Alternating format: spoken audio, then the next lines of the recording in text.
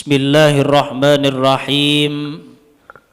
Assalamualaikum warahmatullahi wabarakatuh.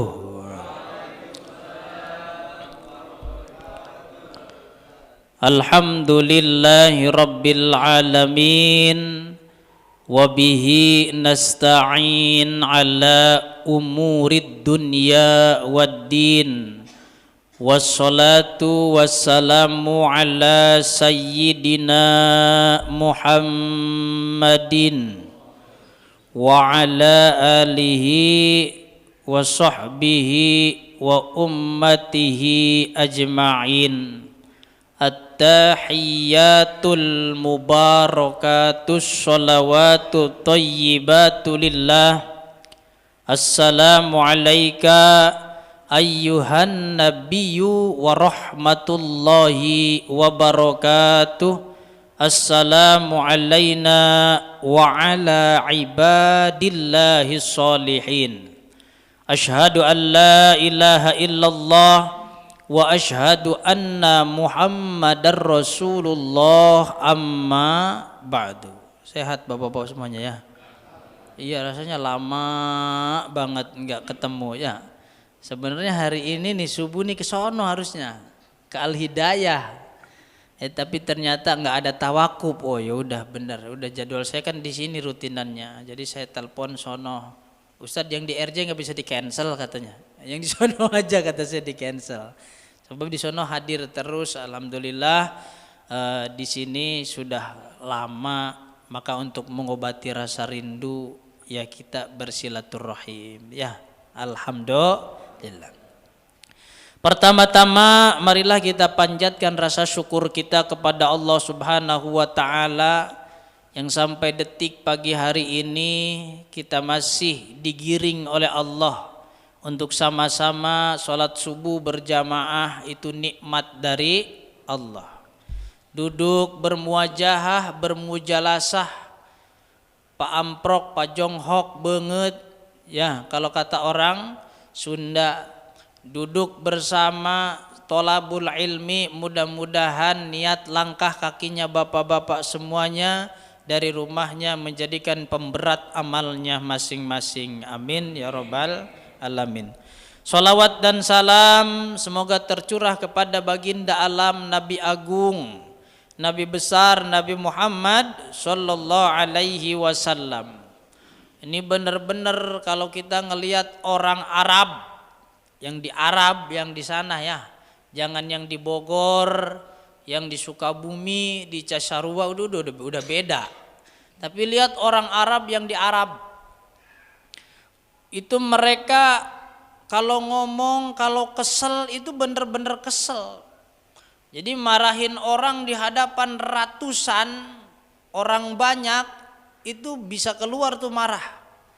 Kalau di Indonesia ada orang banyak, kita mau marah kepada salah satu orang itu masih mikir-mikir. Tapi kalau di sana enggak, marah-marah aja udah.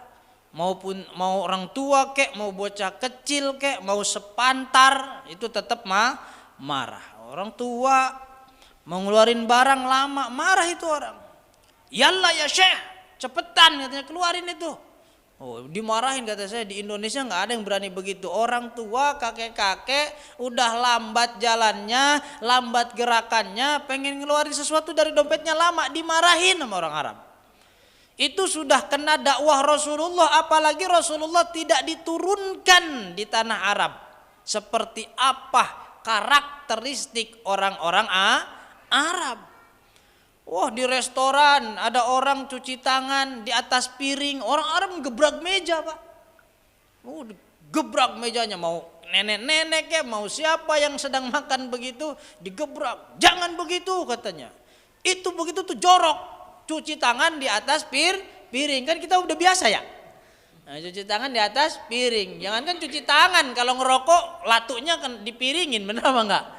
Iya, kalau umpama makan bareng nih, ngerokok habis itu, terus latunya dikepiringin, itu nggak boleh. Memang kakek saya pun ngajarin begitu. Itu tempat makan nggak boleh kita taruh sampah di situ. Itu kata kakek saya. Kita nggak boleh tuh naruh latu di situ. Apa latu tuh? Abu rokok ya, abu rokok. Kenapa? Itu nanti omongan kita nggak dihargain orang. Efeknya begitu. Terus kalau kita tusuk gigi tuh, ada tusuk gigi apa namanya bahasa Jawanya tuh? Dongkrak. Apa tuh bahasa Jawanya? Selilit. Awas, lamnya ada 2 ya. Selilit. Kalau satu beda lagi artinya ini. Lamnya 2, selilit. Nah, dicongkel itu bekas selilit nggak boleh dibuang ke bawah. Buangnya harus ke atas. Itu kata kakek saya. Terus kemana Ustaz buahnya? Ke genteng kek? Ya itu bekas selilit semua ntar genteng ya. Kalau enggak dibakar. Karena apa? Itu bekas bibir kita dibuang ke bawah, omongan kita nanti nggak dihargain orang. Apalagi sering naruh sampah, bekas kerupuk taruh di atas piring. Kan suka begitu ya plastiknya. Terus apa bekas apa kayak taruh di atas piring. Itu tempat makan kita. Kenapa kita kotorin dengan sampah? Jangankan orang lain, kitanya aja sudah mengotori tempat makan kita sendiri. Orang Arab gak suka itu, marah dia.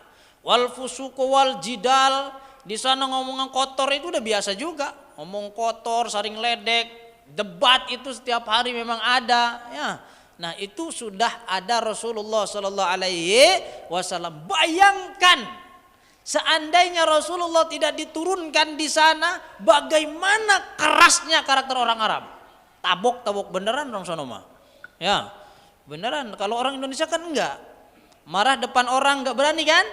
Iya, tapi ngomonginnya yang panjang. Dia ngomongin di depan orangnya enggak berani, tapi kalau di belakang ngomongin kemana-mana, bener apa enggak? Nah itu jeleknya orang Indonesia. Bahkan main belakang. Akhirnya ambil rambutnya, ambil fotonya, ditindihin di rel kereta api biar ngap katanya napasnya gitu ya. Apa tuh namanya tuh? Santet. Iya enggak kena. Wah, santet mah terlalu ini katanya, biar yang Islami bacain Yasin 3 kali biar perutnya sakit. Ada baik tuh. Yasin dibuat nyantet. Ada enggak? Ada, Pak. Orang itu kesel sama orang karena orang alim, dia punya ilmunya bagaimana cara bikin sakit orang lain. Dia enggak pakai dukun, dia malah pakai hizib. Padahal sesama orang muslim. Gue bacain hizib sama dia nih, gue hizib Bahrin. Biar dia kayak ngerasa tenggelam gitu. Baca hijib Nasor biar kepanasan dia. Waduh, biar pergi dari perumahan ini, biar pergi dari majelis ini, biar nggak ada dia di sini, biar saya doang yang ada di sini. Wah, dibacakin hizib. Kadang-kadang begitu, Pak. Orang orang ngerti dengan orang yang paham, sama-sama saling iri, saling hasud, saling hikdu, saling benci, itu adu hizib kadang-kadang. Wah, adu hijib, adu tasbih lagi. Sini tasbihnya 5 meter, sono 10 meter kan. Wah, diwiridin. Malaikat bingung, ini orang yang dekat sama Allah juga, ini orang dekat sama Allah. Sama-sama beradu kekuatan. Tapi setiap hari memang kita beradu doa, Pak, dengan orang lain. Bener apa enggak? Ya, beradu doa. Ketika kemarau, tukang es bilang, "Ya Allah, alhamdulillah jangan hujan." Kata tukang es, kata petani, "Ya Allah, ini tanah udah kering, sawah belum ditandur-tandur, nggak ada air, hujankan hari ini ya Allah." Jadi di langit tuh banyak doa rebutan. Ada doanya petani, ada doanya orang jualan es, ada doanya orang yang lagi kerja jauh perjalanan, ada doanya orang yang lagi di rumah aja, ada doanya orang yang lagi ngaji, macam-macam doa di langit seliweran. Kalau Allah kabulkan semua, yang minta hujan, hujanin di atas kepalanya. Yang minta panas, panasin di atas kepalanya. Masing-masing. Tapi ternyata kan enggak. Nah, itu terserah Allah. Hadirin yang dirahmati Allah Subhanahu wa taala, Rasulullah diutus di kota Mekah, itu Rasul punya sifat, punya karakter, punya watak berbeda 360 derajat dari karakter watak aslinya orang Arab. Rasulullah santun, Rasulullah fleksibel, Rasulullah orangnya someah. Apa someah tuh? Ramah, tapi tegas juga Rasulullah. Rasulullah tuh wajahnya seperti kita-kita. Yang wajahnya enggak garang, lugu. Apa lugu tuh apa? Lugu tuh bodoh apa bukan ya? Lugu mah ini ya innocent, polos, ya wajahnya banyak dengan senyum. Itu Rasulullah Sallallahu Alaihi wasallam. Makanya orang Mekah ngelihat Nabi itu, kok Muhammad beda gitu. Wajahnya beda, cara jalannya beda, cara ngomongnya beda. Itu orang Arab sana kagum dengan baginda Rasulullah sallallahu alaihi wasallam sebelum diutus jadi nabi. Kan udah pernah saya bilangin, jadi orang baik banyak orang yang senang, betul apa enggak? Bapak-bapak bersihin got rumah tetangganya, nyapuin jalanan, banyak orang senang apa enggak? Banyak. Tapi kalau bapak-bapak udah ke masjid ambil mic-nya, bapak-bapak hari ini kerja bakti, udah banyak yang enggak suka itu. Karena ngapain? Bukan hanya jadi orang baik, tapi juga orang yang ngajak kebaikan. Ini resiko, Pak. Kalau bapak-bapak nggak pengen punya resiko, punya musuh, jangan jadi orang yang ngajak. Cukup jadi orang baik. Dan jadi orang baik itu mudah. Rasulullah ketika dari kecil sampai menjelang jadi nabi, itu hanya jadi orang baik. Nggak ngajak-ngajak orang. Rasul jujur, nggak ngajak orang. Rasul amanah, gak ngajak orang. Tapi begitu diutus menjadi Rasul, gak boleh cuma jadi orang amanah, tapi harus menyampaikan bagaimana orang lain jadi amanah. Ketika jadi Rasul, beliau tidak cukup hanya menjadi orang jujur, tapi harus mengajarkan bagaimana orang jadi jujur. Nah itu tantangannya ya. Kalau cuman bapak-bapak pergi jamaah sendirian ke masjid, banyak yang senang. Tapi kalau udah ngajak, banyak yang nggak senang. Ada bapak-bapak maghrib main burung, kur. Kita lewat, Pak, daripada main burung, ayo ke masjid yuk bareng-bareng. Apaan sih, soalim banget. Nah udah, mulai ada musuh ini udah ya. Mulai ada yang nggak suka. Tapi kalau kita pakai peci, pakai baju koko, pakai sarung, ada yang main burung, Pak, disapa doang berangkat. Itu orang seneng yang main burung. Waduh, baik banget tuh orang rajin ke masjid. Tapi kalau udah diajak, udah beda pandangannya. Betul apa enggak? Jadi orang baik, orang sepakat bakal seneng. Tapi kalau orang ngajak kebaikan, jangan harap semuanya bisa seneng. Pasti ada 1-2 orang yang enggak setuju. Nah itu Rasulullah sallallahu alaihi wasallam di dunia begitu banyak ujian, tapi kita sebagai umatnya mudah-mudahan diberikan tauladan yang bisa kita laksanakan dan di akhirat kelak mendapatkan syafaat dari beliau. Amin Allahumma amin. Hadirin para jamaah yang dimuliakan Allah Subhanahu wa taala, ini berhubungan dengan Ramadan, berhubungan dengan puasa. Saya baca kitab Ihyanya bab lapar, ya bab lapar. Bismillahirrahmanirrahim. Qala al-muallifu rahimahullahu taala wa nafa'ana bihi wa bi ulumihi fid dharaini amin ya rabbal alamin. Qala ngandika sapa Kanjeng Nabi Muhammad sallallahu alaihi wasallam, bersabda Rasulullah sallallahu alaihi wasallam. Bagaimana isi sabdanya? Jahidu anfusakum bil ju'i wal atash fa innal ajra fi dzalik. Berjuanglah kalian, kata Nabi, berjihadlah kalian dengan dirimu sendiri. Lawanlah egomu, lawanlah keakuanmu. Dengan apa? Bil ju'i, dengan cara lapar, wal atoshi, dan haus. Kenapa sih berjuang melawan diri sendiri harus kena lapar, kena haus? Sebab orang yang kenyang cenderung malas. Bukannya kebalik Ustadz, kalau lapar malah malas kita lemes. Enggak Pak.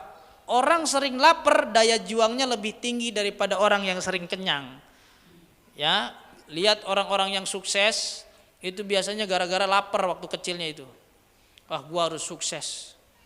Ini udah lama lapar nih, dari SD sampai SMA nggak pernah kena kenyang kerut nih. Lapar, saya pokoknya harus duduk di DPR biar kelak saya bisa kenyang. Nah, gara-gara apa tuh? Gara-gara lapar. Iya, kebanyakan Pak. Jadi saya punya daerah di Subang itu sekarang roda berputar Pak. Anak-anaknya orang kaya, teman-teman saya yang kaya, sekarang itu hidupnya menjadi kekurangan. Tapi anak-anak teman-teman saya yang dulunya cuma jadi pesuruh waktu SD-nya, yang dulunya waktu SMP-nya kerja di pasar kuli panggul, sekarang enak hidupnya. Jadi saya bisa melihat itu. Hampir 80% teman-teman saya yang orang tuanya kaya, sekarang dia tidak punya apa-apa. Kerjanya susah, mau dagang kagak bisa, mau nyawa kagak bisa, nggak ada keahlian. Karena sewaktu kecil dia cukup. Makan tinggal namprak, minta. Mau apa tinggal nunjuk, dikasih orang tua. Nah, teman-teman saya yang kebiasaan lapar, makan aja harus nyari, makan aja harus nunggu orang nyuruh. Umpama namanya Trisno. Tris, beliin minyak ke pasar. Baru tuh dia dapat buruhan 2.000. 2.000 zaman dulu ya, zaman kita SD, 2.000 tuh udah bisa dapat nasi uduk. Dia baru makan tuh. Kalau udah dapat uang 2.000 disuruh orang. Tris, nih dagangin es mambo. Dia keliling jualan es mambo. Baru dia bisa makan. Beda dengan teman-teman kita yang udah sering kenyang, ternyata sekarangnya sering lapar. Jadi perjuangan untuk menempa diri ini diantaranya, ini secara duniawiyah dulu ya, secara duniawi kan katanya dulu juga Bapak Presiden kedua Bapak siapa tuh? Soeharto dulunya kan lapar, ya bukan anak raja. Bukan anak siapa-siapa, nandur di sawah segala macam, karena perih jadi perah. Ya, jadi kalau kata orang Sunda mah, lamun hayang perahan kudu perih, lamun geus perih bakal perahan, kalau kata orang Sunda.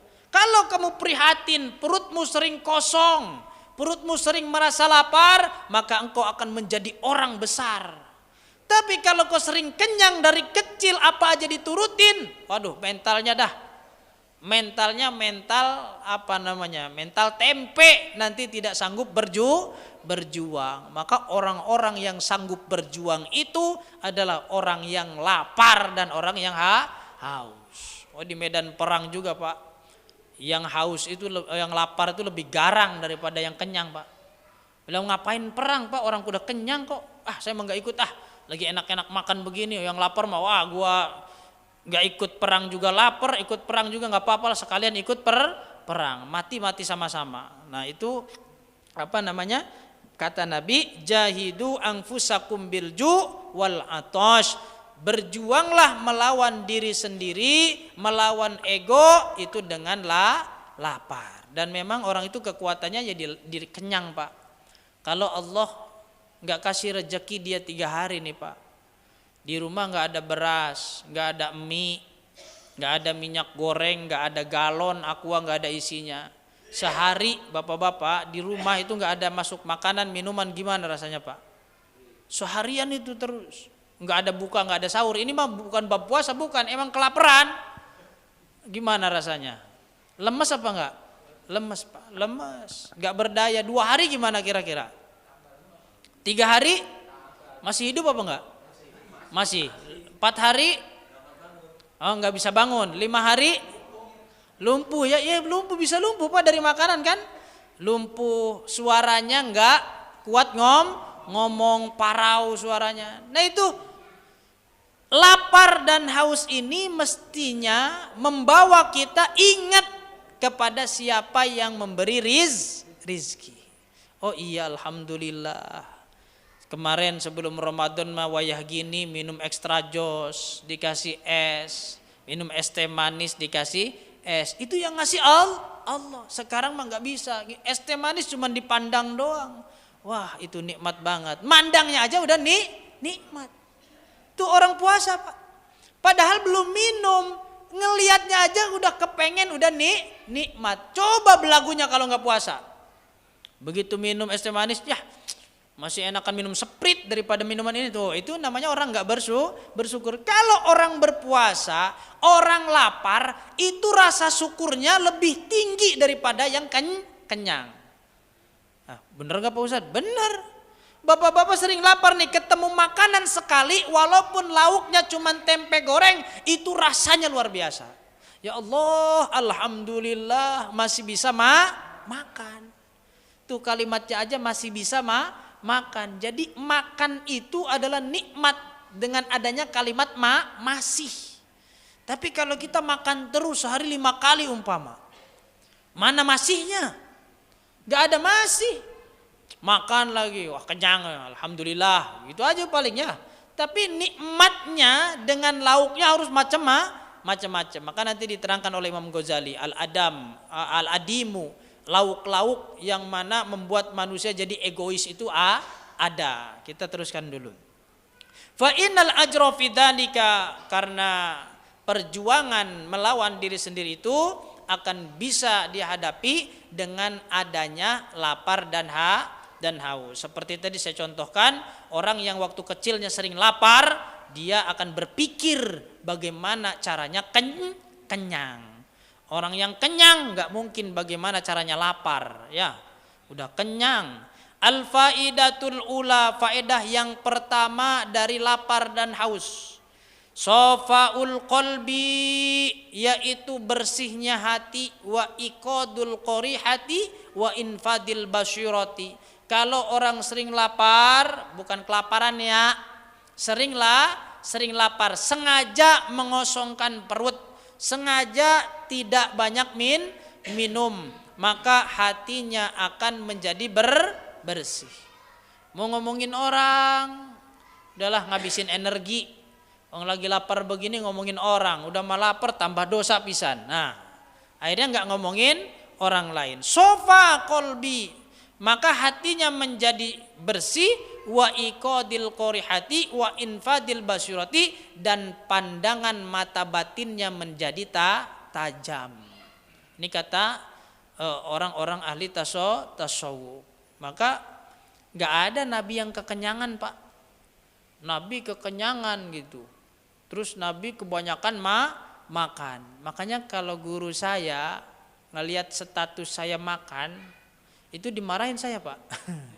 Iya.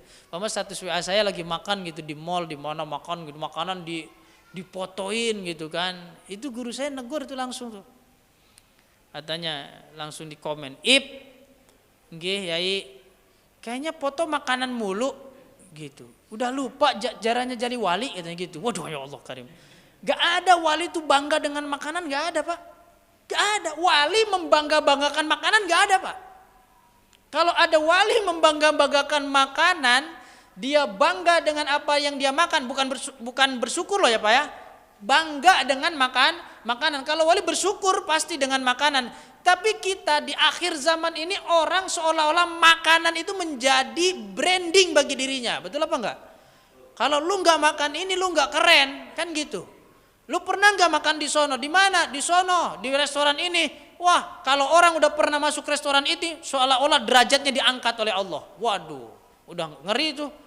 Orang derajatnya dipadu-padankan dengan di mana dia makan. Ane mah sering ke Kaleo, bangga banget tuh dia. Ke bebek Kaleo mah sering, ane udah bosen sampai berkali-kali. Nah, itu dari makan bisa jadi gaya, betul apa enggak? Ada lagi orang makan di mana ya? Yang mahal di mana ya? Di restoran Cina kali ya. Solarnya murah solarnya mah. Ada restoran Cina yang 800.000 makan sekenyangnya ya. Ya tapi kan kita orang Indonesia pastilah naker 2 piring ya udah mentok ya. 800.000, 600.000 masuk ke makanan Jepang, ke makanan Cina, itu makan sekenyangnya. Banyak ruginya sebenarnya, Pak. Banyak ruginya. Nah, itu di situ. Jadi orang wali-wali kata guru saya, nggak ada yang ngebanggain makanan. Itu adalah tipe orang bodoh yang bangga-banggain makanan. Makanya saya pernah nge-review di YouTube saya tuh. Ya, di YouTube saya ada. Saya masuk ke restoran Sunda, terus saya syutingin tuh makanannya gitu kan, peteknya, terus saya reviewin lagi. Wah, enak banget kata saya makan di sini begini. Guru saya ketawa itu. Kamu ngapain katanya? Nge-review makanan. Kata Kiai, nggak ada pentingnya itu makanan di review. Orang mau makan nggak perlu review dari kamu. Paham nggak bapak-bapak? Ya, jadi saya kumpul nih Ada komunitas para ustadz kan di Tambun Selatan, ustadz banyak, ada 300 lebih itu 300. Di grupnya ada grup ustadz. Itu senengannya tiap posting makan, kumpul makan, kumpul makan, kumpul makan. Itu kata guru saya, hindarin antum komunitas begitu tuh. Kenapa guru? Itu setiap kali posting kumpul makan, kumpul makan. Kagak ada yang lain apa katanya? Masya Allah, orang dulu kumpul Pak, para wali itu enggak memprioritaskan makan. Masya Allah. Ini akhir zaman kita sebagai, saya pun sebagai santri itu sekarang bangganya dengan makanannya. Repot kata kiai saya. Jangan antum jangan bangga dengan makanan. Jangan bangga dengan tempat makan. Ya Allah ya Karim. Makanya kemarin saya makan di Mina Resto, saya nggak posting di status saya.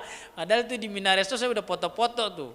Oh iya udah difotoin pakai cangkir emas sultan kan. Ya itu restoran Arab Pak.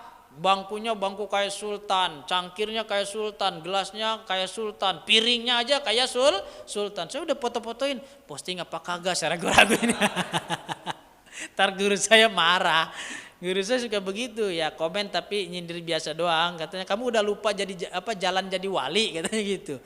Sebab wali itu nggak ada bangga-banggain makanan, bangga-banggain baju, nggak ada Pak. Wali ngebanggain baju. Tapi kalau wali bajunya bagus, ada namanya Syekh Abu Hasan Ali Asyadili, bajunya bagus, tapi nggak ngebangga-banggain baju, nggak ngebangga-banggain kendaraan, nggak ngebangga-banggain makanan. Itu hanya sebagai fasilitas. Ya, kalau udah di-update status kan bangga kita berarti ya. Udah dia makan di Mina Resto tuh. Satu nampannya aja berapa ratus ribu gitu kan. Wah, dia makan di warna-warni nih. Makan gurame asam manis. Oh, yang satu bijinya aja berapa? Paling murahnya 85 ribu katanya. Ada macam-macam dah. Nah, itu orang zaman sekarang makanya dijajah dengan makanan. Pan ada 3 F yang menjajah diri kita ya. Apa 3 F itu? Yang pertama food, makanan. Makanan padahal sama, percikan dengan makanan gorengan sama sebenarnya Pak. Tapi karena brandnya beda, itu rasanya makan di situ jadi beda. Seolah-olah kita jadi berkelas Pak. Bener apa enggak tuh? Jadi berkelas, masuknya ke KFC, masuknya ke McD, beda dia sama kelasnya. Padahal sama, ayam-ayam kene yang ditepungin Pak, ya Allah. Itu doang kan menunya kan. Masih mending masuk ke warteg lebih kaya. Sayur asem ada, perkedel ada, cek ada, touchscreen lagi. Wah, begitu ditunjuk muncul kan itu kan. Kata Ustaz Dabani touchscreen, ya bener itu. Teknologi touchscreen pertama di warteg Pak. Sama apa Mas? Tunjuk telur, tek keluar telur, ya kan? Apalagi Mas, tempe, tek ditekan tuh kacanya Pak, muncul kaca, langsung muncul makanannya. Oh, sama orang Jepang, sama orang Swedia, ditiru teknologinya gimana supaya ditekan aja muncul makanan. Luar biasa orang Indonesia ya. Dari zaman dulu udah ada touch screen. Kita bangga dengan brand-brand makanan. Nentengnya aja Pak, kalau udah nenteng yang ada brandnya, umpama roti Holland Bakery, nenteng Jeko, nenteng apa lagi? Starbucks.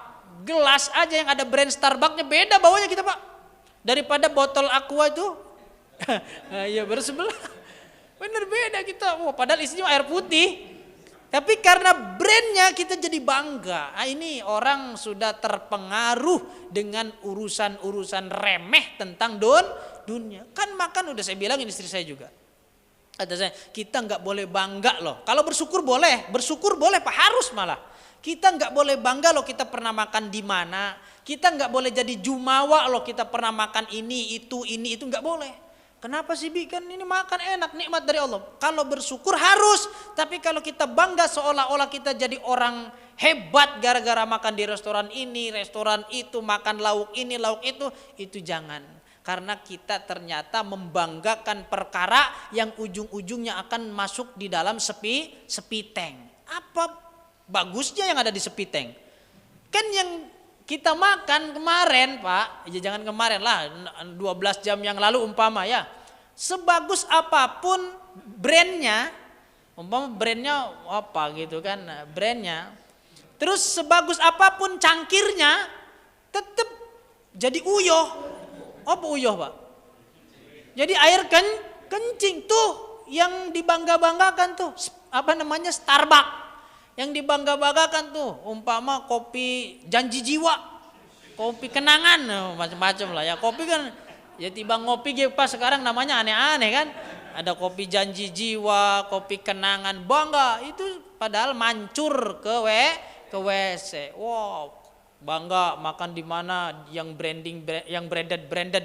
Ada lagi makanan yang satu mangkok itu Pak, harganya 80 juta ya. Itu artis-artis buat makan begitu ya, disutingin. Oh ini nih 80 juta sekali suap, itu sekali suapnya 3,5 juta Pak. Sekali kunyah, Masya Allah.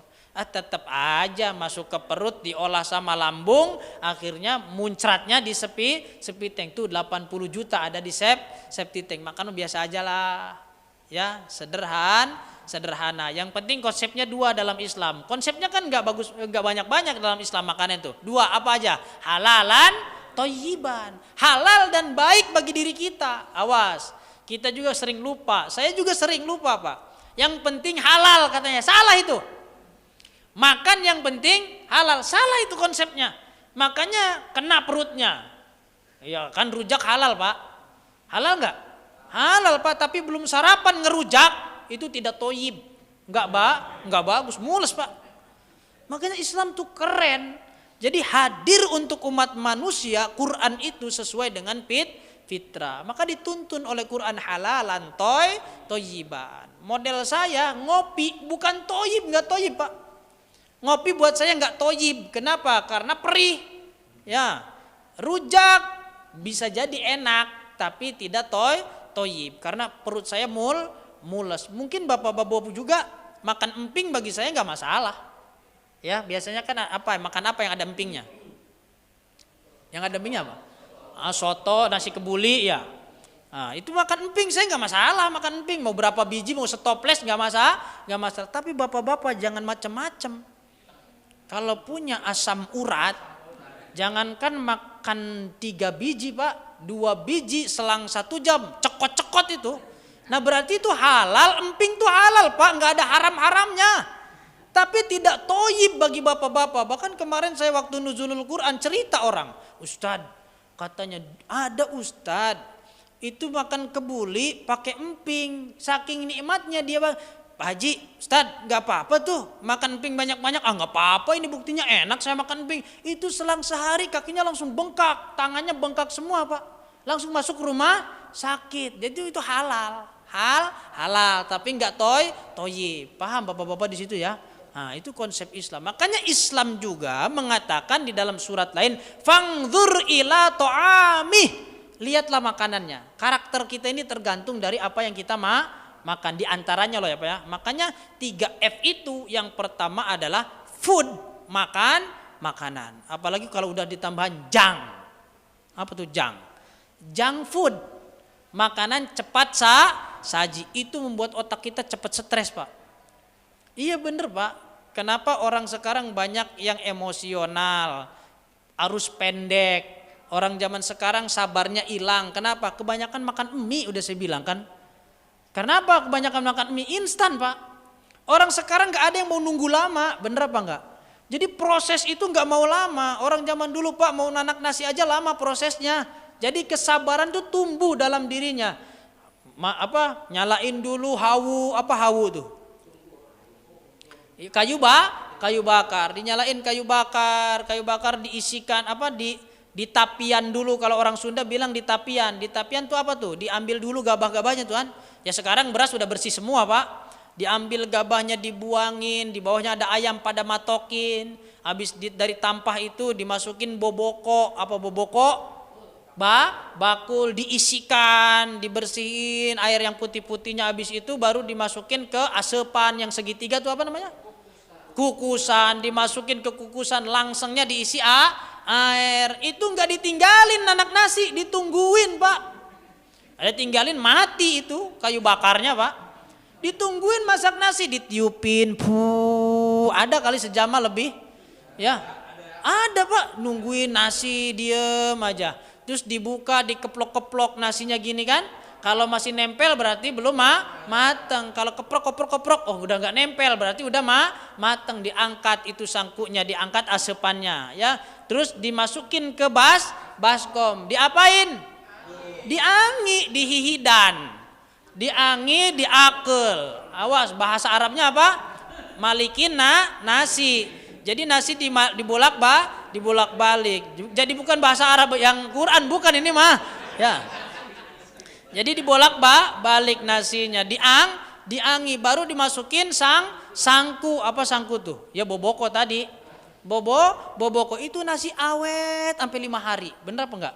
Nah sekarang kita nanak nasi Pak, enggak dicolokin, enggak nyampe sehari, 8 jam nasi udah bau di dalam rice cooker. Bau Pak. Saya cabut tuh, gara-gara nyalain sanyo, rice cookernya dicabut. Pas begitu pulang dari luar, masuk ke rumah, dibuka, lah udah basi nasi, udah beda, udah kering, becek lagi atasnya. Nah, atasnya becek. Tuh orang zaman dulu sabarnya ditata, dikelola. Sekarang kan dikumbah, diisi air segini, ya segini aja Pak, jangan lebih-lebih, segini. Nah, iya. Kasih segini, taruh di rice cooker, pencet cook, bacaan cook, tep dipencet, terus kita main HP. Ceplek gitu kan. Nah, iya bener itu yang rice cooker zaman dulu itu mah.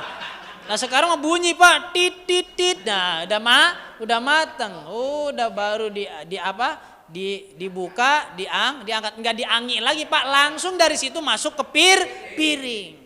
Orang zaman sekarang begitu shortcut, segalanya disingkat. Habis itu masak lauknya apa? Nugget goreng, tinggal dipanasin minyak, celupin ke situ, mateng. Zaman dulu Pak bikin perkedel lama Pak. Lama enggak? Lama Pak. Kentangnya direbus dulu. Habis direbus dikupas kulitnya. Habis itu digerus pakai cobek. Habis itu dideple-deplein jadi bulat, terus telurnya di samping, dicelup-celupin telur, baru digoreng. Baru mateng tuh perkedel 1 biji tuh Pak. Lama prosesnya semua. Sekarang makanya orang apa-apa pengen cepat. Makanya prinsipnya kalau ada yang lebih cepat, kenapa milih yang lebih lama? Iya, makanya kesabaran udah hilang. Makanya para ulama sufi mengatakan sesuatu yang paling hilang pertama kali di dalam umat Islam atau orang yang beriman atau orang-orang yang beragama, itu yang pertama hilang dari jiwanya adalah sifat sabar. Terus sabar gua angel. Angel, susah banget Pak. Ya sabar tuh susah. Sekarang mana bisa sabar Pak? Kita nggak pegang duit sehari 2 hari aja kita udah kerubukan sekarang. Bener apa nggak? Padahal duit sekarang udah tinggal gope nih hari ini. Udah khawatir aja besok. Bener apa nggak? Orang zaman dulu Pak nggak pegang duit sebulan nggak ngapa-ngapa Pak. Ya nggak ada cicilan. Lah kita pusing kenapa sih? Pusing cicilan, ditelepon lagi, lah ini telepon baik lagi. Ya, telepon baik, mobil lah, rumah lah segala macem. Waduh, repot. Zaman dulu nggak pegang duit, yang penting makan beres. Hidup tuh sederhana dan simple. Dan orang zaman dulu nggak ada yang nyambi. Ya, nyambi nggak ada Pak. Nyambi itu apa sih? Kerja sampingan, nggak ada kerja sampingan zaman dulu. Udah kerjanya pokok aja, udah fokus. Jadi ustad aja. Iya bener Pak, jadi ustad aja, nggak usah jadi YouTuber. Iya, orang zaman dulu jadi ustad aja Pak, ya sampai mati tuh. Jadi ustadnya ngajar, nggak pengen jadi DPR ustad, nggak pengen jadi RW, nggak pengen jadi apa namanya pejabat. Udah saya mah ustad aja sampai mati gitu ya. Yang guru walaupun cuma motor Vespa doang punyanya, nggak pengen nyambi tuh di sekolah. Ini nih di sekolah bikin kantin kali kita, biar murid-murid pada beli atau nanti bisnis batik, guru-guru nanti beli batiknya ke saya, apa baik, tambah ruwet dah. Iya zaman dulu Pak, guru tibang pakai sepeda, itu awet Pak, sabar, nggak pengen. Udah saya mengajar pakai sepeda juga nggak apa-apa, yang penting mah ilmu nyampe ke anak-anak. Sekarang kan berpikirnya udah lain, ya jadi ustad, jadi politikus partai, jadi DPR Komisi 3, jadi apa lagi nih? Jadi konsorsium komunitas. Banyak jabatannya. Itu bukan bangga tapi liar, Pak. Liar, apa aja dipikirin. Di otak ini, otak sekarang umat manusia makin penuh isinya. Makanya banyak cace. Apa cace itu?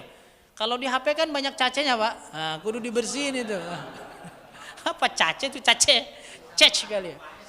Sampah, Pak. Banyak residu. Banyak residu di akal kita yang harus di-clean. Ya, harus di-clean pakai alat pembersih, aplikasi. Apa pembersihnya? Zikir, wiridan, ziarah, itu pembersih. Sebab kalau mikirin dunia terus putak, Pak. Otak kayaknya ngebul ya, Pak. Ngebul ya. Wes lah ya. Tuh yang pertama, faedah dari lapar, hatinya jadi bersih dan basirohnya mata batinnya menjadi tajam. Makanya guru saya bilang nggak ada wali yang kenyang mulu, nggak ada nabi yang kenyang mulu. Kalau nabi kenyang terus, ntar nggak bisa melihat basirohnya jadi buta. Nabi nggak bisa syafakoh, nabi nantinya tidak bisa sifat rohmah. Kenapa? Karena sering kenyang. Nah, itu sampai berapa biji ya? Tuh, nurul hikmati al-ju'u. Cahaya dari hikmah itu adalah lapar. Makanya orang kalau pengen bisa menangkap hikmah dari apa yang terjadi, sering-sering lapar. Dengan cara apa? Biar laparnya enggak sia-sia. Dengan cara puasa. Jadi laparnya ibadah. Pak, binatang aja kebanyakan makan itu enggak sakti. Iya kan? Bapak-bapak kalau pernah nonton Gus Miftah tuh kemarin waktu di hadapan presiden, dia bilang binatang kalau sering puasa itu sakti, Pak. Kayak apa contohnya? Ular kan sering puasa, terus ganti kulit, jadinya dia punya bisa. Kalau sekali gigit bukan hanya cuman bolong, Pak, mati kita, Pak. Bener apa enggak? Karena puasa. Jangan kayak ular kadut. Ular kadut tau enggak, Pak? Ular sawah, dia nggak pernah puasa tuh ular sawah. Makanya kalau digigit dia nggak ngapa-ngapa, cuman titik 2 doang bolong. Makanya ular aja beda, Pak. Ular aja tingkatannya macam-macam. Ada ular ulama, ada ular orang awam. Orang awam tuh ular kadut tuh, ular sawah. Ada tikus hantem makan tikus ya. Ada kodok makan kodok. Apa yang lewat dimakan sama dia, rakus. Akhirnya kemerkaan, gelebag. Kagak ada harga dirinya itu ular. Bener, Pak. Ya orang ular sawah siapa yang takut sama ular? Nggak ada yang takut, Pak. Ditangkap sama bocah tuh, Pak, dibanting-banting kepalanya ular. Coba ular kobra keluar, Pak, walaupun kecil umpama anaknya kobra datang, wah orang mundur nggak? Mundur. Kenapa? Ular puasa ini mah, ular sakti. Makanya kita digigit kambing nggak takut, Pak. Iya, kambing banyak makan, banyak gitu. Paling digigit kambing nyeri doang, Pak. Ya memar digigit kambing nggak sampai mati, insya Allah nggak sampai. Tapi kalau yang puasa, makanya ulet aja puasa. Akhirnya jadi apa tuh ulet? Jadi kupu-kupu. Ulet yang nggak puasa ya begitu aja udah, matinya dilindas udah. Ya kalau kupu-kupu kan lain matinya ya, matinya indah matinya tuh. Jadi ulet udah berapa tahun dia akhirnya memuasakan diri, terus dilibat ke kepompong. Lama tuh di dalam kepompong dia bertafakur, tawajuh, ibarat manusia, Pak. Tawajuh kepada Allah begitu. Kepompongnya jangan dipaksa pecah, Pak. Biarkan sayapnya yang memecahkan kepompong. Karena apa? Kepompong itu sebagai penguji dia sayapnya kuat untuk terbang atau tidak. Dan tidak semua yang bersayap bisa terbang karena nggak puasa. Ya, ayam punya sayap, gaya doang. Ya gaya doang, Pak. Gua punya sayap nih. Sok suruh terbang. Kepek, gak bisa sama dia, Pak. Iya, kadang-kadang orang apa-apa punya doang, tapi Pak nggak berkualitas kadang-kadang. Ente punya apa? Punya amalan ini. Punya apa? Hijib nasor. Tapi kagak diamalin, lah kagak jadi apa-apa. Cuman punya doang, cuman bangga, tapi nggak berkualitas. Ya kayak elang lah. Elang punya sayap, tapi dia berkualitas, bisa terbang dan matanya tajam. Makanya apa elang? Tikus. Ikan yang di air ya. Ikan di air juga makanan elang kan? Nah, itu gimana sorot matanya yang dari sekian ratus mdpl? Apa mdpl tuh? Di atas permukaan laut. Iya, kalau penerbangan kan gitu kan mdpl ya. Gitu dia di atas keliling tenang, matanya nyorot ke bawah. Itu orang apa namanya elang. Jadi berwibawa elang, Pak. Kalau ada elang binatang udah pada takut yang di laut tuh pada mingslap. Kalau ada ayam, biarin ayam ini, bebek inilah. Paling terbang berapa meter kepek-kepek jatuh kayak gitu kan, Pak. Jadi kita manusia ini ya seperti halnya kehidupan para satwa. Ada binatang sakti, ada binatang macan juga, Pak, puasa tuh, Pak. Macan itu kalau pengen ada simaknya puasa, dia tidak keluar dulu dalam beberapa saat. Nanti setelah waktunya keluar dia keluar. Makanya ada simaknya. Apa simak itu sih? Wibawa. Jadi kalau binatang lain kena sorot matanya, baru kena sorot matanya udah lumpuh, Pak. Lemes, iya benar, itu namanya sima. Kalau kata orang Sunda, sima maung, sima macan, sima aing kabeh, ya gitu kan. Bacanya kan gitu kan. Nah, kalau nyambat kan kayak gimana tuh? Gelapa sanga, gelapa sewu suaraku macan putih ononing dadaku macane Allah la ilaha illallah Muhammad Rasulullah. Ngok langsung begini, Pak. Oh, kenapa yang disambat macan? Enggak onta aja gitu kan? Iya, Pak. Orang yang nyambat-nyambat tuh yang di uka-uka, yang di orang-orang sakti gitu, Pak. Golongannya Gus Samsudin gitu kan. Kenapa macan yang disambat? Ular yang disambat. Monyet juga kadang-kadang sih. Ya, monyet rakus padahal. Nah, tapi karena lincahnya kali jadi disambat biar bisa loncat-loncat. Tapi yang sering banget disambat itu macan. Dan yang jadi simbol Prabu Siliwangi macan. Yang jadi simbol apotek ular. Kenapa enggak simbol kambing aja apotek? Gitu kan, nongol sound the ship gitu, Pak. Kenapa simbolnya apotek ular, Pak? Saya pengen tahu, Bapak-bapak. Pernah searching belum? Kan ada kayak cawan begitu kan, terus dililit ular begini kan. Nah, kenapa ada ularnya itu apotek? Racun. Bukan, Pak, karena salah satu binatang yang tidak pernah sakit itu ular. Ular tuh nggak pernah sakit gigi, nggak pernah, Pak. Ular nggak pernah meriang, nggak pernah, Pak. Ya, nggak ada. Ular tuh penyakit ular nggak ada. Kalau kambing kan ada, sapi ada penyakit kuku dan mulut segala macam lah, itu kebanyakan makan, jadi penyakitan. Kalau ular itu nggak ada penyakit, Pak. Matinya dia paling apes kelindes mobil, ketahuan sama orang, digeret-geret sama bocah, dibakar sama orang. Matinya ular itu bukan karena sakit kebanyakan, bukan karena umur. Karena ular itu umurnya makin tua makin muda lagi. Udah tua muda lagi. Itu ular. Makanya apotik lambangnya ular. Saya juga kata yang bikin logonya, Pak. Ya. Kata saya, kenapa logonya ular? Karena binatang, Ustadz, yang jarang sakit bahkan cenderung tidak pernah sakit adalah ular. Makanya Fir'aun topinya apa? Fir'aun ular, Pak. Dan Fir'aun tidak pernah sakit. Coba lihat tafsir di kitab-kitab tafsir. Fir'aun bersin nggak pernah, Pak. Cipluk nggak ada. Nggak ada, Pak, Fir'aun sakit. Makanya Fir'aun mengaku sebagai Tuhan karena salah satu manusia yang tidak pernah sakit adalah Fir'aun. Makanya hati-hati bapak-bapak kalau nggak pernah sakit. Hati-hati, Pak. Jangan-jangan keturunan Fir'aun ya. Jadi Fir'aun tuh nggak pernah sakit ya. Dia selalu prima, tampil prima. Makanya topinya aja ular kobra tuh. Oh, nyambung ya Ustaz. Emang nyambung, Pak. Saya nggak bohongan ini. Saya berdasarkan analisa ilmiah ya, berdasarkan analisa ilmiah. Kenapa Amerika lambangnya apa tuh yang nama?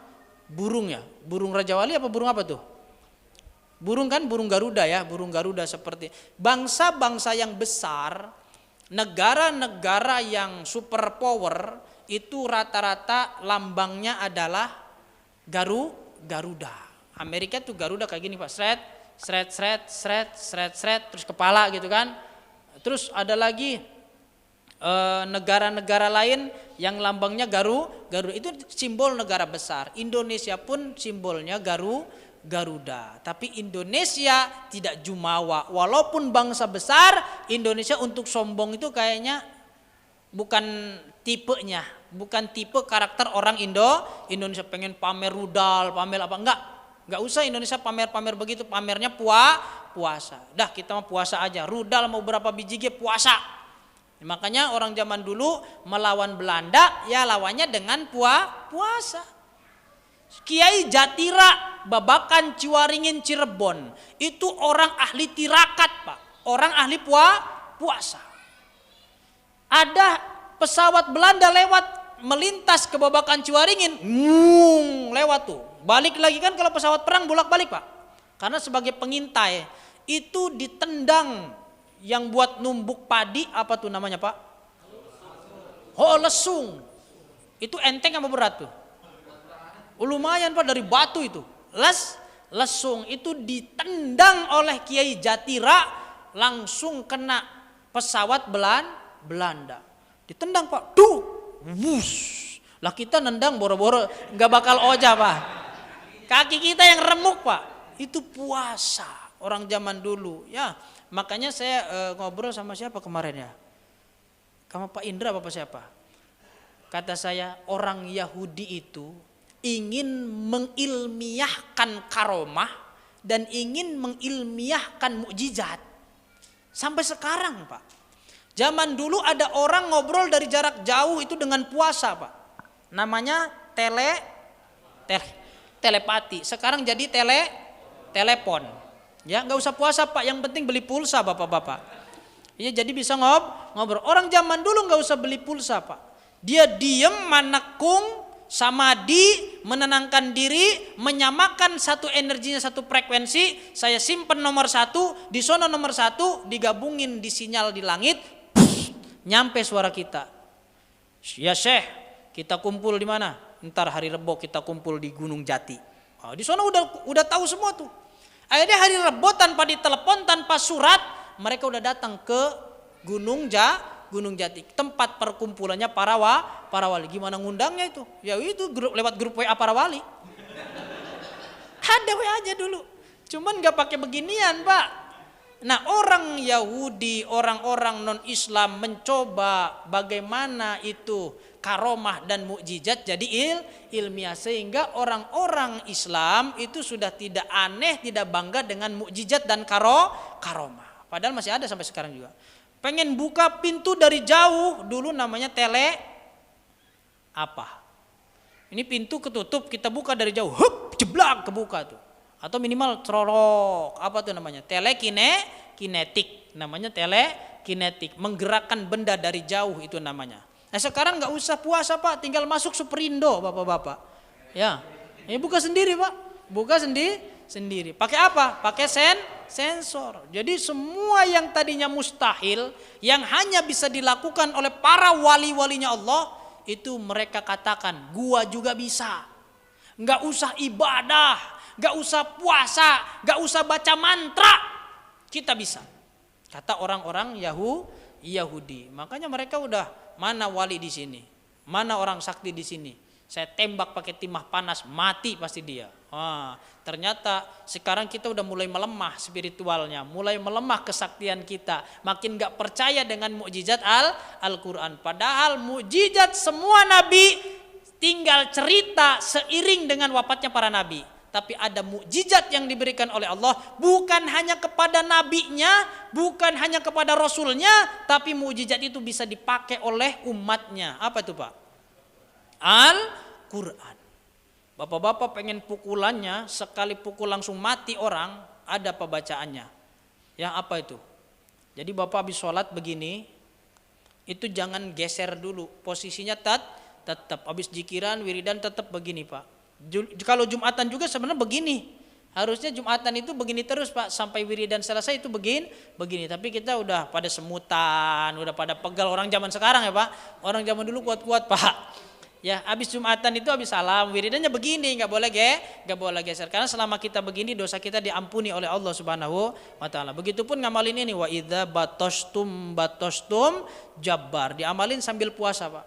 Itu namanya pukulan braja musti jubah lindu aji. Waduh, keren apa maning baik Ustaz. Wa idza batostum jabbar. Pukul orang, insya Allah kelenger Pak. asal pas di pelernya pukulnya Pak. Iya. Enggak usah ngapalin Pak. Hantu aja. Insya Allah kelojotan itu orang. Ustaz gak usah ngapalin itu, kirain kita serius. Serius ini beneran. Iya, tapi pas lebah peler itu enggak bohongan itu. Itu pukulannya Nabi Musa alaihi salam. Jadi Nabi Musa pernah ngepret orang nggak sengaja Pak, nempeleng orang nggak sengaja, prot gitu, mati orangnya Pak. Nah itu diturunkan ke umatnya Nabi Muhammad, diamalin wa idza batostum jabar. Ada karomah apa mukjizatnya Nabi Ibrahim? Apa mukjizat Nabi Ibrahim? Tidak mempan dibakar api. Ada kalau kita mau amalin di dalam Al-Qur'an. Di Babakan Ciwaringin Cirebon, saya sebutkan lagi pesantren saya tuh. Tadi Ki Jatira dari sana. Sekarang cerita bola api sampai hari ini masih dilestarikan di sana. Di Babakan Ciwaringin Cirebon. Bapak-bapak kalau pengen nonton Sya'ban menjelang Ramadan, itu Sya'ban di sana sekitar tanggal 13, tanggal 14, itu semua santri, ribuan santri Babakan Ciwaringin kumpul di lapangan menyaksikan bola api. Santri yang sudah satu aliyah. Suruh puasa berapa hari?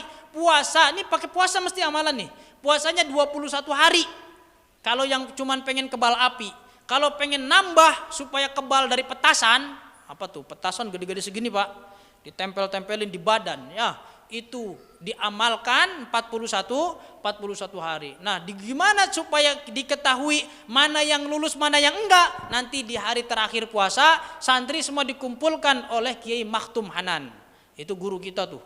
Dikumpulin di lapangan, obor dinyalain, rambutnya disodorin obor. Kalau rambutnya pretek-pretek, kamu nggak lulus. Nah, jangan turun. Nanti kamu kebakar. Karena rambut dulu Pak, jangan kulit, rambut dulu lah. Rambut diginiin disodorin obor. Wah, semenit 2 menit masih tahan. Semenit 2 menit masih tahan. Terus semua santri yang puasa itu dijajal. Udah turun semua ke lapangan. Dibacain doa sama kiai. Nah, yang petasan itu digebuk tongkat, kemudian dicacak pakai pisau. Kalau nggak mempan boleh turun, lingkerin petasan. Bahkan petasan digenggam begini Pak, pecah duar. Yang pecah petasannya, tangannya aman. Itu hijib autad. Laqad ja'akum rasulun min anfusikum azizun alaikum anitum harisun alaikum bil mu'minina raufur rahim. Itu amalannya, salah satunya itu. Amalannya juga adzan 114 kali Pak. Allahu Akbar, Allahu Akbar, Allahu Akbar, Allahu Akbar, asyhadu alla ilaha illallah 114 kali. Ya emang amalannya banyak. Ya, amalannya banyak, tapi selalu diiringi puasa. Itu mukjizat Nabi Ibrahim yang tidak mempan dibakar api, dititipkan di dalam Al-Qur'an sambil wirid, qul ya naru kuni bardaw wa salaman ala Ibrahim. Di Quran sudah lengkap. Jadi Ramadan ini udah siang dan saya udah mulai merasa haus. Ya. Iya, lengket tenggorokan saya. Ya Bapak-bapak yang dirahmati Allah, itu dari lapar. Dari lapar itu muncullah sebuah karomah. Mun hayang perah kudu perih. Ya kan, itu saya ulang lagi tuh. Saya mendengar kalimat itu dari kiai sepuh yang ada di kampung saya. Lamun hayang perah kudu perih. Ya, saya terngiang-ngiang, oh iya. Karena tidak ada kiai yang tidak tirakat. Semua hampir kiai tirakat. Sarang Rembang Jawa Tengah, pondoknya Kiai Haji Umar Faruk, pondoknya Kiai Haji Maimun Zuber, itu beliau kiai-kiai dulunya itu tirakat untuk santri 7 tahun, tirakat untuk anaknya sendiri 7 tahun. Makanya Gus-gus walaupun bengal, Gus-gus walaupun nakal waktu kecilnya, udah gede mah alim Pak. Makanya jangan heran kalau anaknya kiai nakal kecilnya, wah apa baik diambil, dicolong, terus nggak pernah sekolah, kerjaannya berantem. Tuh anak kiai di Jawa Pak, anak kiai di Jawa Tengah, di Jawa Timur bengal-bengal, nggak ada yang kelihatan soleh, ya jarang. Itu di Babakan Ciwaringin ada namanya Husen, dulu sampai bikin geng namanya Bosen, Bos Husen. Itu kalau tawuran dia yang paling depan Pak. Iya, karena rambutnya dipotong nggak mempan, gurunya ngerajia dia nggak mempan. Wah ini mah udah beda, ini anak kiai. Ya itu Husen, wah ini Bosen ini, Bosen. Iya, ada lagi anaknya kiai dulu di Cirebon bikin bikin komunitas, bikin geng namanya Galanter. gelandangan terhormat. Ada lagi namanya, ada di Pilok-Pilok Pak, gelsai. Apa gelsai? Gelisah tapi santai. Ada baiklah anaknya anak kiai Pak. Iya, saya ngelihat anak-anak kiai gagah itu, bangor-bangor. Sekarang jadi kiai. Cek ke Babakan Cuaring Cirebon, ke pondok pesantren Miftahul Muta'alimin, ada kiai namanya Kiai Husain sekarang. Alim, diam aja Pak. Dulunya perang, tawuran. Kalau tawuran naiknya di atas kontainer, di kepalanya berdiri begini Pak. Di kepala kontainer. Babakan mau nyerang Plumbon. Plumbon kan jauh mau ke Plumbon Pak. Dia berhentiin di Pantura, berhentiin kontainer, dia pakai slayer, pakai kacamata hitam, berdiri di atas kontainer. Waduh, sakti anaknya kiai Pak. Nah, tapi sekarang mah gini aja ngaji, bismillahirrahmanirrahim, udah ngaji Pak. Dulu wah masya Allah berantem dari mana? Dari puasa.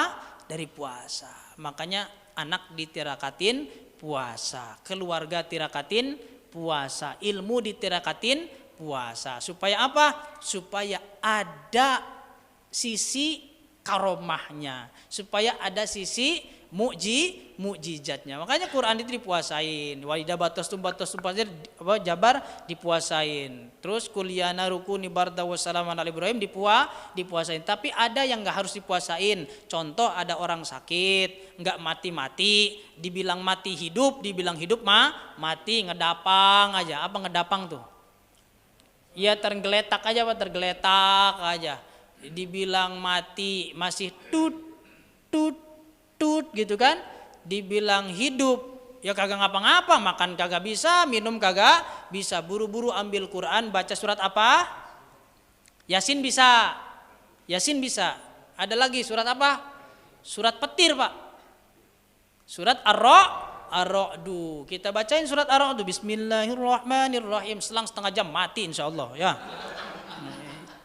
Iya Pak, rata-rata yang kita bacain Ar-Ra'du itu enggak nyampe sehari Pak. Ya sering dulu di Taman Raya, Ustadz bapak saya udah enggak bisa makan, enggak bisa minum. Ya udah, yuk kita wudhu bareng-bareng, kita tawasul dulu, kita bacain surat Ar-Ra'du. Kita bacain surat Ar-Ra'du bareng-bareng. Saya pulang, selang setengah jam, Ustadz bapak saya udah meninggal dunia. Innalillahi wa inna ilaihi rajiun. Ada dulu ibu-ibu jam 2 malam diketok pintu saya lagi ngantuk-ngantuknya lagi kelonan sama istri ya jam 2. Diketok, Ustadz tolong, kenapa itu ibu saya kayak orang kejang ya, matanya melotot ke atas begini aja. Ya udah saya ke sono, ya dulu setengah dukun juga saya Pak, dulu karena mah ngaji aja. Akhirnya saya ladenin tuh, saya berangkat ke sono diliatin, wah ya Allah kata saya, sebentar ya saya komunikasi dulu sama ibunya, sok sakti gitu kan Pak. Begini dulu saya tuh, ya biar agak kerenan dikit lah. Ya, biar agak kerenan dikit, ada actingnya juga kan gini, saya dengerin. Dia nggak ngomong, udah kayak koma Pak, cuman batin saya kayak ngobrol. Kenapa sih Bu? Gini. Kedengeran di batin saya tuh. Oh iya. Ini Bu, kayaknya ibu ini punya anak perempuan di luar Jawa deh kata saya. Oh iya bener ada Pak Ustadz, di Batam dia jadi salon. Oh ya udah, kalau begitu telepon itu suruh pulang. Ibunya cuman pengen ketemu dia, abis itu udahan deh. Ada telepon, selang besoknya pulang, ibunya nangis, gak bisa apa-apa tapi nangis mengeluarkan air mata. Ayo kita bacain Ar-Ra'du, dibacain Ar-Ra'du, enggak selang sejam juga sama innalillahi wa inna ilaihi rajiun. Jadi bapak-bapak, bahasa itu enggak harus ngomong. Bahasa itu banyak jenisnya ya. Bahasa kalam itu banyak jenisnya. Ada kalamul lisan yang ngomong begini nih, namanya kalamul lisan. Ada kalamun nafsi, omongan jiwa. Bapak-bapak diam aja begini. Saya udah paham bapak-bapak ngomong apa gitu kan. Lama amat nih ngaji gitu kadang-kadang. Ya itu kalamun nafsi kedengeran Pak. Jadi kalamun nafsi dulu mah orang Pak, ini saya jadi banyak cerita. Jadi dulu orang Pak kalau ke Banten itu harus benar-benar sakti dulu Pak, sekarang nggak usah. Makanya kalau kiai ustadz diundang ceramah di Banten itu harus punya bekal dulu Pak. Disuguhin air itu isinya racun Pak. Bukan buat ngebunuh tapi menguji nih ustadz kiai ada isinya apa kagak. Makanya kiainya kalau mau minum jempolnya dicelupin. Kalau pas dicelupin gelasnya pecah, bruang, langsung sungkem itu orang. Cium tangan ini berarti ustadz atau kiainya ada isi. Tapi ternyata kiainya pas disuguhin air dia mau minum aja ada racunnya, enggak jadi Pak diganti. Pak Kiai maaf jangan yang itu Pak Kiai. itu bekas cicak ganti. Nah, cuman nguji doang, ini kiai kosong nih main minum-minum baik.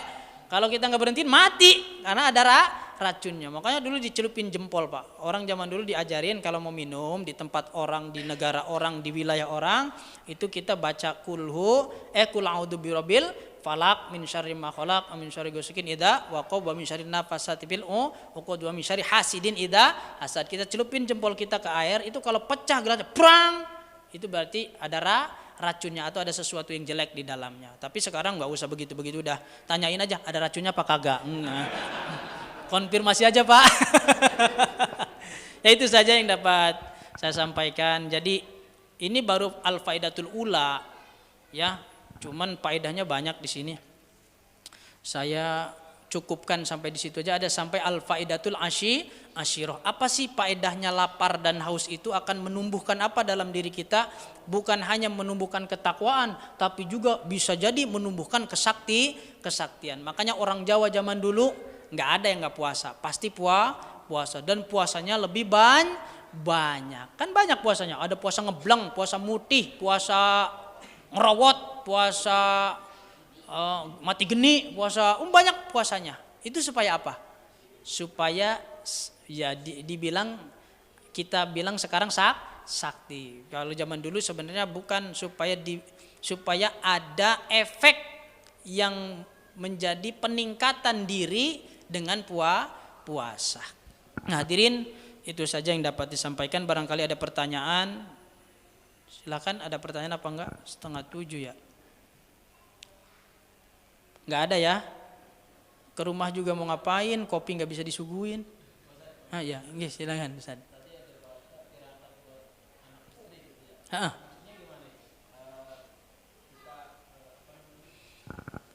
Nirakatinnya. Iya, jadi ada tirakat buat anak istri. Ini yang simple ya, dari Syekh Abdurrahman Tiga Raksa Banten, Tiga Raksa Tangerang. Gimana cara nirakatin anak? Gimana cara nirakatin istri supaya bejo? Apa bejo tuh? Supaya beruntung anak kita, supaya beruntung nasibnya, istri kita supaya beruntung nasibnya, ya keluarga kita lah supaya beruntung. Puasain hari lahirnya Pak. Ayo Ustadz ya. Umpama istri kita lahirnya Kamis, ya udah puasain hari Kamis. Niat, ya Allah saya niat puasa hari Kamis, di samping sunnah saya puasain tirakatin istri saya. Gitu. Ntar umpama anaknya lahirnya Selasa, ya Allah saya niat puasain hari lahir anak saya. Makanya dulu di orang Jawa itu ada namanya puasa wedal, ada wedal hari lahir. Ada weton puasa pasaran lahir, beda ya. Kalau wedal itu harinya aja, Selasa ya setiap Selasa. Kalau weton itu pon, legi, pahing, itunya tuh yang dipuasain. Itu namanya ada puasa weton, ada puasa wedal. Nggak ada di Kanjeng Nabi. Ada. Rasulullah itu puasa Senin ngapain sih Pak? Hari lahir. Makanya sahabat nanya, ya Rasulullah, kenapa jenengan puasa hari Senin? Kata Nabi, al-yauma wulidtu wal yauma ub'atsu. Hari ini, hari Senin ini, saya dilahirkan hari Senin. Dan saya diangkat oleh Allah, turunnya Quran itu hari Senin. Makanya saya puasain nih hari lahir saya. Nah, kalau kata ibarat bahasa kasarnya, puasa hari lahir itu buang sial Pak. Supaya jadi orang beruntung, supaya jadi orang bejo. Anaknya dipuasain aja. Rebo umpama lahirnya, puasa Rebo. Ya Allah saya puasa hari Rebo, puasain anak saya biar jadi orang sukses, biar jadi orang cerdas, biar jadi orang yang penuh hikmah, biar jadi orang yang kuat, biar jadi orang. Udah puasain, puasa. Udah anaknya mah biasa aja biarin. Nah, ntar hasil puasanya kita itu nyerapnya ke anak. Oleh Allah dikasihnya ke anak. Entah itu di umur berapa, anaknya itu diberikan jalan oleh Allah Subhanahu wa taala. Jadi gitu Ustaz. Tapi kalau kiai-kiai zaman dulu puasanya tiap hari. Selama 7 tahun tuh tiap hari. Bukan hari lahirnya doang, memang setiap hari kayak puasa dalail lah. Pernah kan Ustaz tahu dalail? Amalan Dalailul Khairat itu isinya sholawat semua, satu buku sholawat. Jadi hari Rebo sholawat apa, hari Selasa sholawat apa. Nah itu puasanya minimal itu adalah setahun ya maksimal puasa 4 tahun muasain kitab itu, dan puasa setiap hari kecuali lebaran haji dan hari tasrek itu nggak puasa. Jadi Senin, Selasa, Rebo, Kamis, Jumat, Sabtu, Minggu puasa terus. Nah tapi kalau yang simpel tadi puasain hari lahir, termasuk hari lahir kita Ustaz ya. Hari lahir kita ini Pak dipuasain. Bapak-bapak lahirnya Kamis ya, sekalian puasa Kamis. Nah Kamis kenapa puasa Pak? Nabi diangkatnya amal salah satunya. Yang salah satunya lagi rata-rata istri Nabi lahirnya Kamis. Tuh, ya itu kan jarang kita paham, jarang kita tahu. Emang di amal diangkatnya hari Kamis. Di samping itu istrinya Nabi rata-rata itu lahirnya Kamis. Itu jadi puasa itu memang luar biasa. Kalau kita pahami maknanya, pahami hikmahnya, pahami spiritualnya. Jadi bukan cuma lapar sama haus doang. Ada nilai bobot yang lebih daripada itu. Ada lagi pertanyaannya? Enggak ada. Kalau tidak ada kita tutup. Itu saja yang disampaikan, mudah-mudahan manfaat. Wallahul muwaffiq ila aqwamit thoriq. Assalamualaikum warahmatullahi wabarakatuh.